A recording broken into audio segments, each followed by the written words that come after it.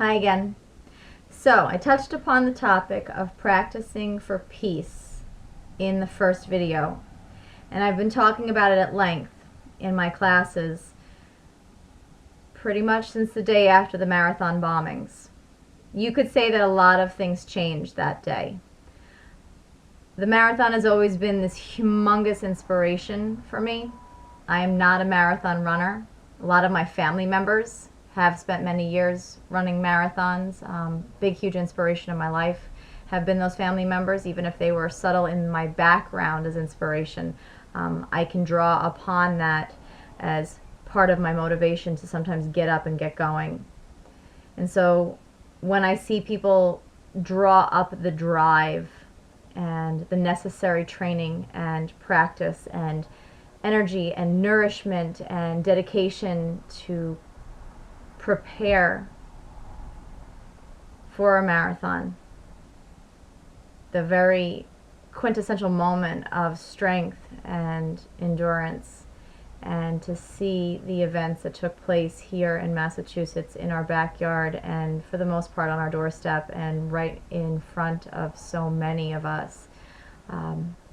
Everybody was rocked. And I know that it's a small scale in comparison to what takes place every single day around the world, and that is okay, because the reality is things of that nature are supposed to change us. And so this was our opportunity for change.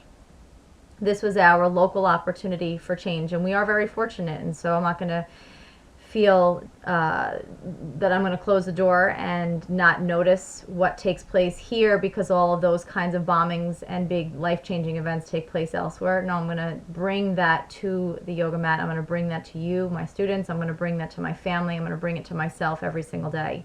And so practicing for peace just kind of popped up one day as I was sitting on the mat getting ready to start a class, in the way that I said to everybody what essentially Mark Whitwell, one of my teachers, said to us many years ago. He said, do your practice actually and naturally every day. Every day. Do your yoga. Do your yoga and watch yourself change. Watch your life change. And he doesn't mean, and I don't mean, get up and do 90 minutes of some serious hardcore hot yoga. That's not in any way, shape, or form what I'm implying. Practicing for peace may mean preparing a healthy meal. It may mean getting up off the couch and tucking your children in. It may mean getting up and going and doing some exercise.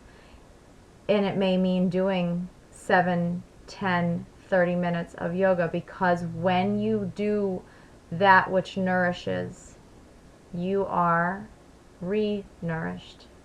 You enjoy the benefits, and therein lies your peace. And so we practice every single day. You eat well, and you exercise, and you sit and you meditate, and you make a blessing over your meal, and you make a blessing on your mat, and you make a blessing over your family, and you make a blessing on the strangers who pass you that you may never have met. This is what I mean by practicing for peace. And all of those blessings come much more effortlessly when you practice them every single day. And so I know that for the first couple weeks there were a lot of you who were very dedicated, and you would tell me, Marissa, I did my 3 minutes, I did my 5 minutes, I did my 7 minutes, but now it's been a month, a little more than a month. And so I wonder how many minutes are going by that you're practicing. I find that I'm giving myself excuses as to why not to practice, that there's laundry that needs to be folded, or 10 minutes more of sleep is so incredibly enticing. Practicing for peace. Practice for peace. That word peace is so incredibly important for so many reasons. Again, these videos are here as assistance, and my little comments into this screen are here as motivation.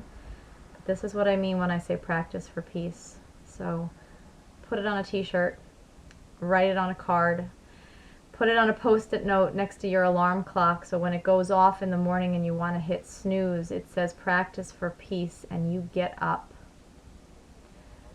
Do your practice. Eat well. Love your family. Shine love upon people you don't know, and see what happens. And maybe we can get a peaceful world out there. Thanks for listening.